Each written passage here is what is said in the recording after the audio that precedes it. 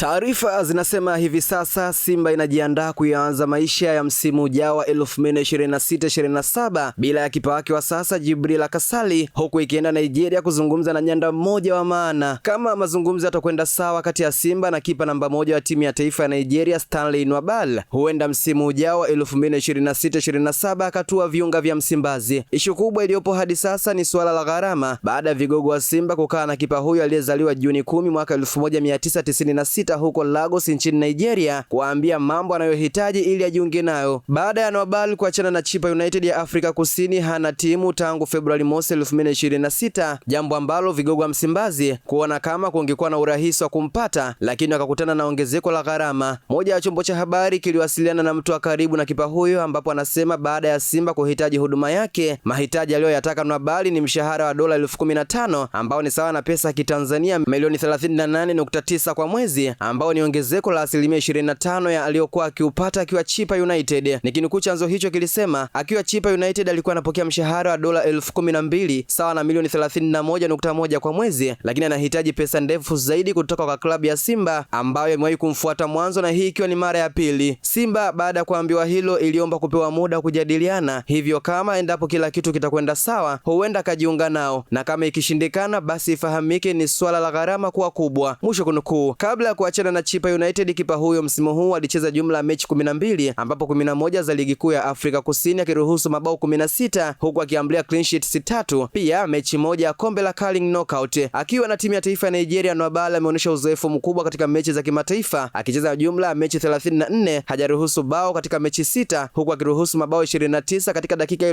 3125. Wastani wa mabao anayoruhusu uko chini ya bao moja kwa kila mechi, yani sawa na asilimia 0.85, hali inayomweka katika kiwango kizuri ukilinganisha na makipa wengi wa kimataifa. Clean sheets ni 6 kati ya mechi 34. Ni Yakubu Suleiman anayeuguza majeraha na sasa anafanya mazoezi ya gym chini ya daktari akitarajiwa kurudi uwanjani. Wakati Yakubu akiwa anauguza majeraha, Hussein Abel hana nafasi kubwa ya kucheza mbele ya Djibril Kasali aliyechukua mikoba ya Musa Kamara aliyewekwa nje ya mfumo wa usajili baada ya kupata majeraha mwanzoni mwa msimu huu. Chanzo kutoka Simba kilisema Simba inahitaji kipa wa viwango vya juu zaidi kutokana na mchakato wa kurejesha ushindani wa kufanya vizuri kimataifa na ligi ya ndani kuchukua mataji. Pamoja na hilo, kunaangaliwa uwezekano wa hao wanaozungumza nao. Mwisho kunukuu. Kasali ametua Simba dirisha dogo la usajili Januari 2026, ambapo kwa mujibu wa taarifa za ndani ya klabu hiyo alipewa mkataba mfupi hadi mwisho wa msimu huu, ikiwa ni sehemu ya kumwangalia kiwango chake. Kipa huyo kwa sasa ndiye namba moja kikosini hapo, huku akionekana kuwa na makosa kadhaa ya kiuchezaji uwanjani, ikitajwa kuwa hayupo vizuri katika kutumia miguu yake kulinganisha na aliyemrithi Musa Kamara. Wakati huo huo, taarifa zinasema muda wowote Simba itatoa taarifa za kuvunjika kwa mkataba wa mshambuliaji Jonathan Soa aliyebakisha takriban miezi miwili kumaliza mwisho wa msimu huu. Kulikuwa na tetesi za Simba kutaka kuachana na Soa mwishoni mwa msimu huu, sababu kubwa ikitajwa ni utovu wa nidhamu, na kabla kufanya hivyo mshambuliaji huyo alisimamishwa na kutakiwa kujibu mambo kadhaa ya utovu wa nidhamu, na hata alipofanya hivyo bado hakurudishwa kikosini. Moja ya chombo cha habari kimepenyezewa kuwa Soa ndiye aliyefikia uamuzi wa kuvunja mkataba na Simba kutokana na kuchoka kukaa muda mrefu bila kucheza mechi. Kigogo mmoja ambaye jina limehifadhiwa alipoulizwa kuhusu hilo alisema, ndiyo mkataba umevunjika, lakini sikutakiwa hata kukujibu na siwezi kwenda mbali zaidi ya hilo, maana mkataba ni siri ya klabu na mchezaji. Mwisho kunukuu. Soa akiwa na Singida Black Stars alipoingia dirisha dogo msimu uliopita akicheza nusu msimu na kumaliza akiwa na mabao 13 katika ligi kuu bara. Kabla ya Soa kusimamishwa na Simba, mshambuliaji huyo Disemba 16, 2025 alikumbana na adhabu kutoka kamati ya uendeshaji na usimamizi wa ligi ya bodi ya ligi kuu Tanzania TPLB